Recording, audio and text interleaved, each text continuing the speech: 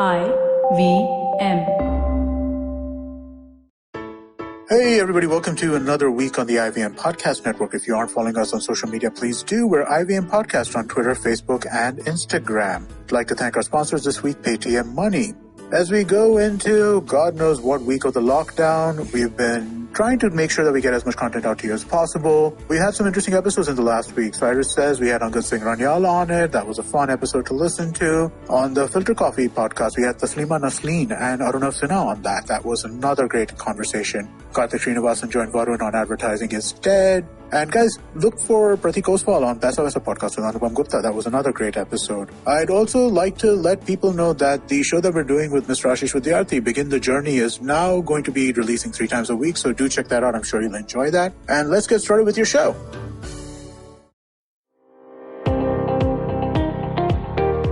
Welcome to All Things Policy, a daily podcast by the Takshashila Institution.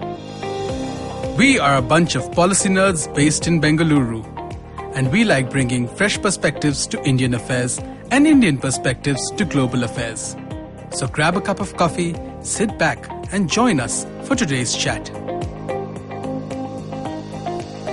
Hello and welcome to All Things Policy. Here at the Takshashila Institution, we've been tracking coronavirus updates from across the world fairly closely, as you'll know. One thing that's really stood out to us over the last few months is the fact that social media companies are now doing content moderation. All of a sudden, a lot of the claims that they didn't have the capacity to intervene seem to have dried up as companies crack down on those who are spreading misinformation about the COVID-19 pandemic.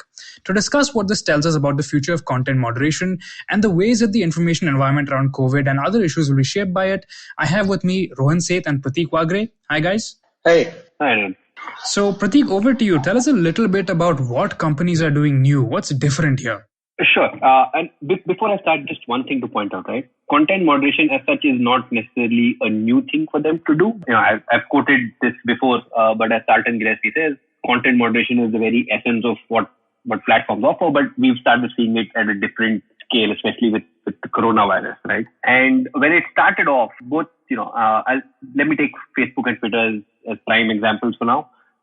When it started off, both of them promised ways to address misinformation, right? So let's look at Twitter. Twitter said things like they will provide account verification for health organizations. They're going to, they started displaying search prompts, which would give you COVID-19 information. They put up event pages. They launched a know the facts kind of section, right? And they also changed some of their policies on how they deal with unverified claims. They modified their ad policies. They changed the way they define, right, in the context of the coronavirus. And the final part was that they transitioned some of their moderation to a more algorithmic based one. Facebook, for its part, did some similar things, right? They had a get the facts section. They partnered with as per a Mark Zuckerberg update on Facebook, they've partnered with 60 new fact-checking organizations covering 50 languages. And as of last week, they announced a new thing that they'll notify you when you've interacted with harmful misinformation. Interaction in that context means if you've liked, shared, or reacted to content, not necessarily if you've just seen it on your news feed, right? And they've also said that in the month of March, they said about 4,000 articles that their fact-checking teams, as a fact-checking partners, found, put labels on 95% of them. In those cases, people didn't go on to view that content. So they certainly are trying to deal with the barrage of misinformation, disinformation, right, in the context of the infodemic, as it's called. Yeah. So my main takeaway from this, at least in the Indian context, is that I think it's great that Facebook and Twitter are doing a bunch of things regarding misinformation. I think it's long overdue. And it's, I think, the most evident manner in which we see at least Twitter doing this is when you go to the search functionality in Twitter. There's an option that says COVID-19 and tweets by relevant Indian authorities, right? So it's great that these companies are doing this. My overarching concern about this is that in India, while Facebook and Twitter and Instagram are insanely important as platforms, I think that the biggest player here is WhatsApp. And because it's end-to-end encrypted and a whole lot of communication has actually moved there, more so than most other countries in the world. I think it's going to be most interesting to see how WhatsApp basically deals with this misinformation, and because there's challenges on both sides, because WhatsApp itself doesn't know what is being shared on its platform, as well as the users don't always have a means to verify information because there's no one common news feed there per se. So it's nice that these companies are taking steps, and it's going to be really interesting to see how, so especially WhatsApp, takes this going forward. So in the limited context that you can do something on WhatsApp, I think they have partnered with WHO and they've tried to create these chatbot type of things, right? That will provide you with information. But as you said, it as an ecosystem, WhatsApp is much trickier to deal with. Do you guys see room for state intervention here? From my understanding, it is inherently in WhatsApp as a platform, there is not a lot of, let's say, room in how the state can intervene without, I'd say, significantly altering the nature of the platform itself. So again, as I said, in Twitter or on Facebook or on Instagram, it's a bit easier because there is a common feed where myths can be debunked, and let's say one popular myth has been debunked and it spreads across the feed. It's easier to curb that information. In WhatsApp, there is no particular feed per se. So it's up short of, let's say, sending a text that this particular fact was false. There's not a lot you can do. But to their credit, I think the WHO is on WhatsApp as a verified entity, as are some Indian departments. So whatever I think can be done at this point is being done. And they're trying to, I think, come up with more, I think, limitations on forwards as well.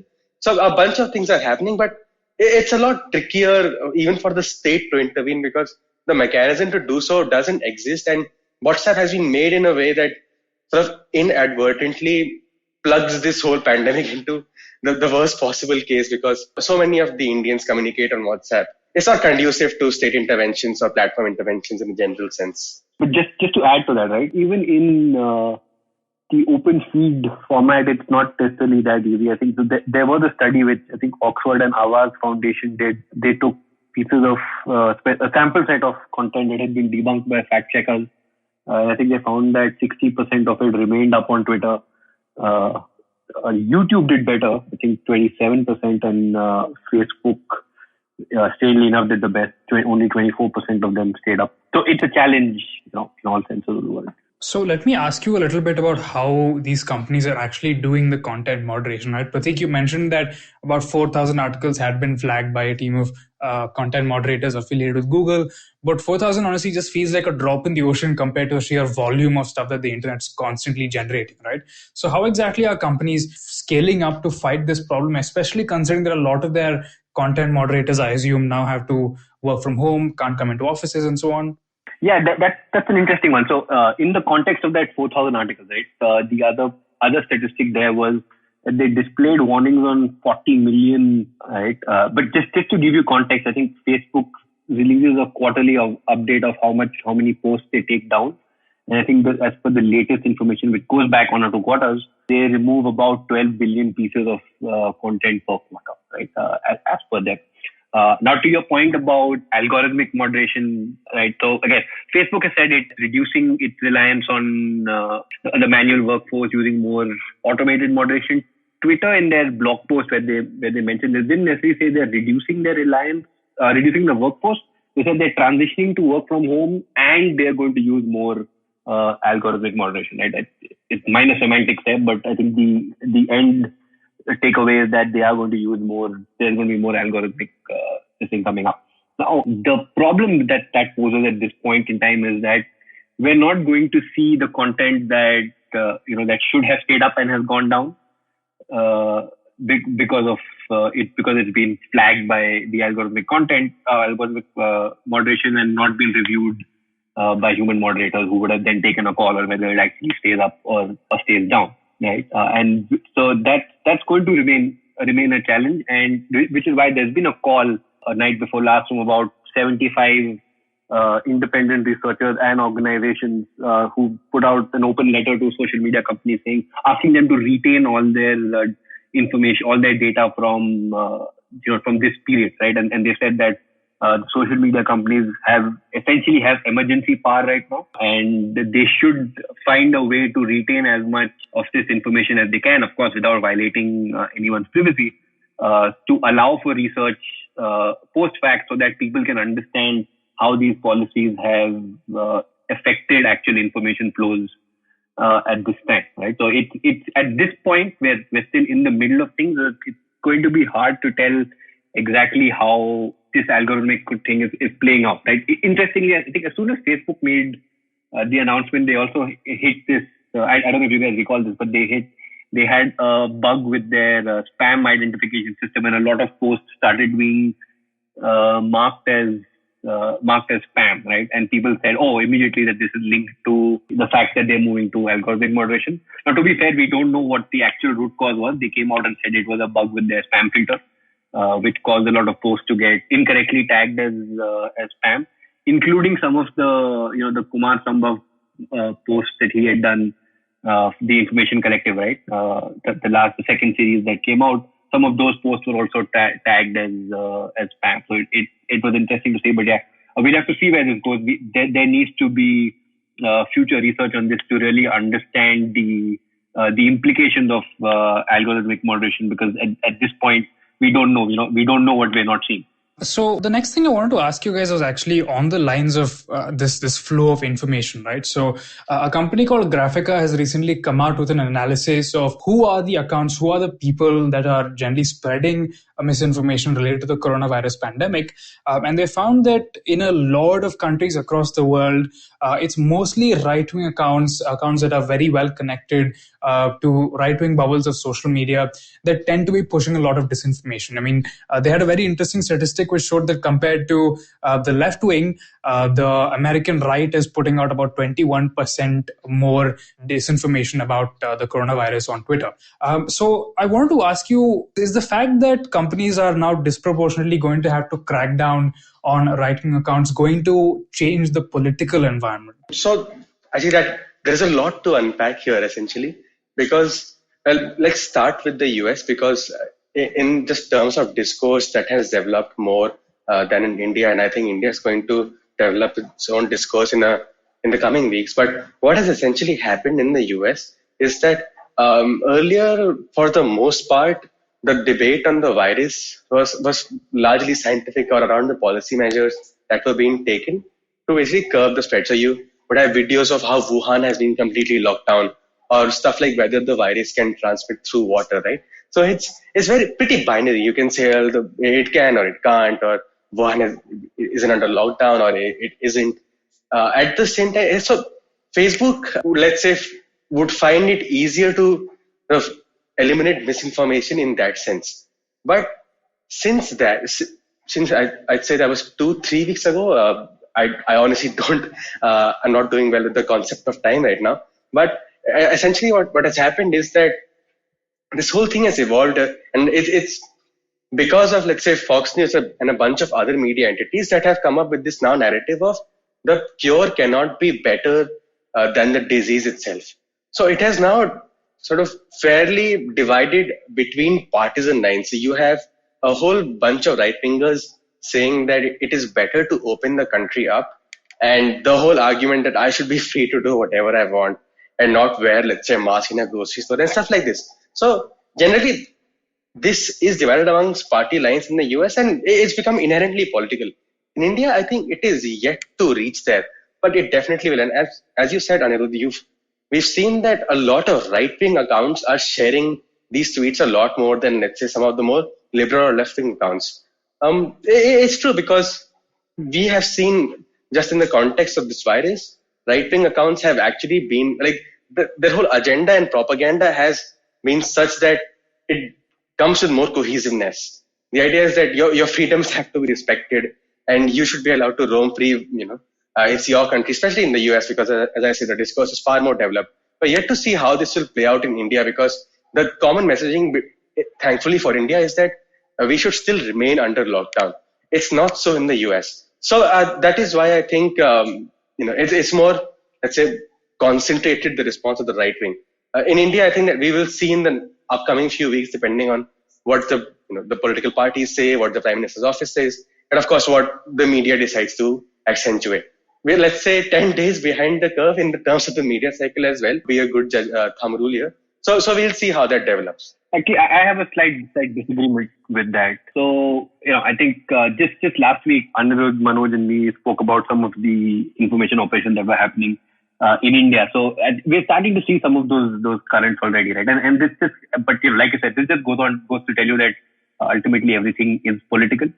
Initially, this presented a seemingly non-controversial opportunity for platforms to intervene, but we've seen that as it's gone on, it has become politicized. People are continuing to entrench along certain views, right? And I think most recently we've seen with Facebook choosing to take down protest pages for events. I think in the US they were having stay-at-home protests, or they were protesting against the stay-at-home orders rather. And Facebook has taken down some of those event pages and has not taken down some of those event pages, right? So again, there's that discretion element coming in. I think what they've publicly said is that it depended on whether the gathering was legal or illegal in that particular state, right? And this brings me to an interesting point in the sense that every time, Facebook, Twitter, and I'm taking their names, but essentially all these big tech companies, every time they announce a policy, I think it's important for us to look at it in the lens of, they might be announcing it with a mainly American or Western European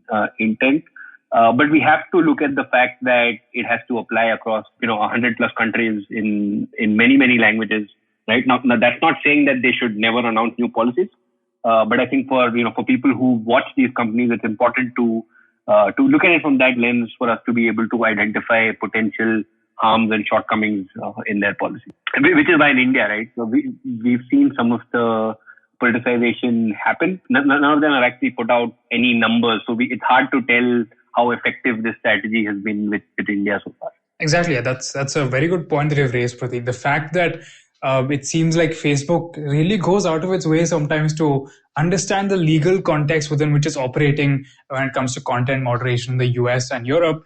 But in India, even though India has existing laws against hate speech, social media companies don't seem anywhere near as interested as in cutting down misinformation. And I sometimes wonder why this is.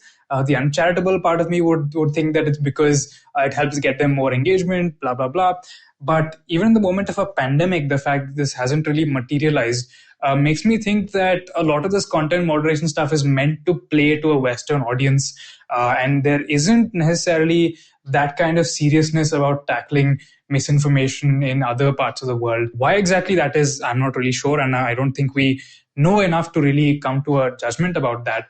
But I guess that actually brings me to a broader question, right? I mean, Google is very proud about the fact that it's a company that does not do evil, right? Whereas Facebook is a company that hasn't necessarily shown that same kind of commitment to upholding broader social values, advancing the cause of humanity, as it were. Do you think that responding to this pandemic, do you think that shouldering the responsibility now for potentially deaths in the thousands will change the way that these companies do business? Will it change the way that they approach their responsibility as some of the most powerful organizations in human history? I think that's a great point that you've brought up, because company culture, I think, is going to matter a lot here. And as you said, Google is an organization that takes pride in the "don't be evil" symbol. It's the, let's say, spirit behind that motto that has led Google to take some pretty drastic decisions. For some people might not know this, but just the very attitude of being holier than thou at Google, it's the "don't be evil" motto actually caused Google to pull out of China, which could have been arguably its biggest market if it had stayed in. But because the Chinese state wanted Google to censor some things, and that went against Google's principle, that was one of the key reasons for Google to pull out of a market of 1 billion people. And so you see how seriously they have basically taken this particular motto in their company's history, right? As opposed to Facebook, where the idea is to get growth at all costs. So you don't always have to be ethically or morally right to achieve that. I'm not passing judgment on whether or not they have been ethically right or morally right. But generally what we've seen is that content that gives more engagement, Facebook is more than happy to promote it. And it's also highly competitive as a company. So just to give you one example, I think it seems like it's been ages now. It's a different lifetime. But when Facebook acquired Instagram, one of the first few meetings that the Instagram founder Kevin at the time had was at a lunch with a Facebook team that said that Instagram was acquired and Facebook was now planning to kill Instagram using a project called Facebook Camera. So you just see how competitive this company is, and how growth at all costs is just the spirit that drives it. So it's going to be extremely interesting to see how they handle misinformation during the pandemic, because when more effective measures for content moderation began, as I said, the debate was more or less binary, that this is true and this isn't. But as the debate has gotten more political, Facebook will likely have to manage this trade-off on whether to promote more engagement in content, because I'm sure ad revenues will fall because not a lot of people have money to spend right now. So ad revenues will take a hit. So we will see them managing this trade-off for having more engaging content or being ethically right. And it's anyone's guess as to what value will win over in the coming future. But as of right now, it is near impossible to say. But this trade-off, I think, is something that we should keep an eye on, considering how long this thing might last and the stakes that are very evident here. That's a nice way of putting it. It's basically a trade-off between increased engagement in the time of reduced ad revenues and a broader commitment to actually fighting a pandemic as part of humanity, right?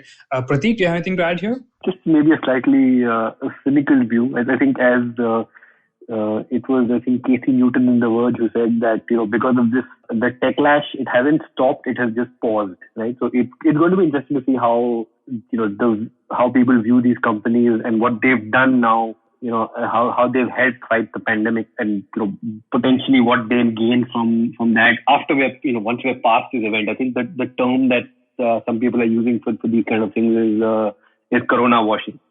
Corona washing? Yeah. Can you explain that term? You whitewash certain parts. You're corona washing potentially problematic history by doing something good at this time. Like I said, it's a cynical view. It is a cynical view, but I mean, I can see there's some merit in it, because I see a lot of governments across the world also doing something similar, right? And it's very fascinating to see the kind of push and pull that's happening between social media companies and governments. One interesting thing from the Graphica study that really stood out to me was the fact that across the world, there are very similar narratives being pushed by the right wing. And I think it's important to contextualize them with the fact that a lot of governments across the world now are adopting increasingly nationalist and populist stances and are actively using social media to kind of manipulate domestic public opinion, right? So it's going to be interesting to see whether the censorship of right-wing disinformation is actually going to lead to a kind of confrontation happening between tech companies and governments, or whether tech companies are going to end up basically conceding to governments and helping them basically maintain a certain kind of information environment in various countries. And on that extremely optimistic note, I'd like to thank both of you for joining me, and thank you for listening to All Things Policy. If you liked our show, don't forget to check out other interesting podcasts on the IVM network. You can tune into them on the IVM Podcast app, ivmpodcast.com, or wherever you listen to your podcasts. You can also follow IVM on social media. The handle is @IVM Podcasts on Twitter, Facebook, and Instagram. And hey, if you'd like to dive into Takshashila's research on technology, strategy, and economic affairs, check us out at our Twitter handle @TakshashilaINST or our website takshashila.org.in.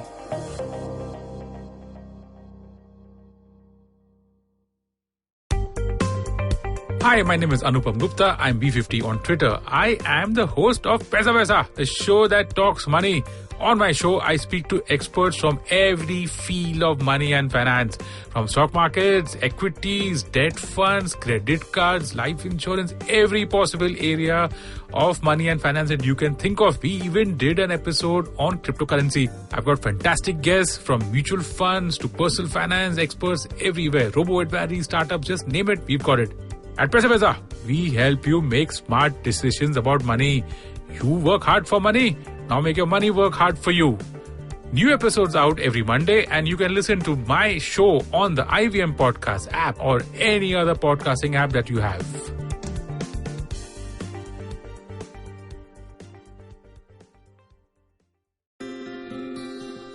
Welcome to Peak Planet, a new podcast where we delve into the fallouts of the growth path that we and indeed much of the world has chosen. Sustainable growth is the buzzword. Until we nail that down, we need to ensure that we keep our population healthy and also have the resources for our increasingly urban lifestyles. I'm Karthik Ganesan, a researcher at the Council on Energy, Environment and Water, a Delhi-based policy research institute where for almost a decade we've been trying to explain and change the use, reuse and misuse of our resources.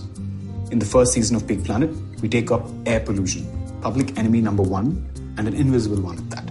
Increasingly, the most important risk factor for adverse health outcomes, air pollution has become the most unwanted byproduct for an aggressively growing economy.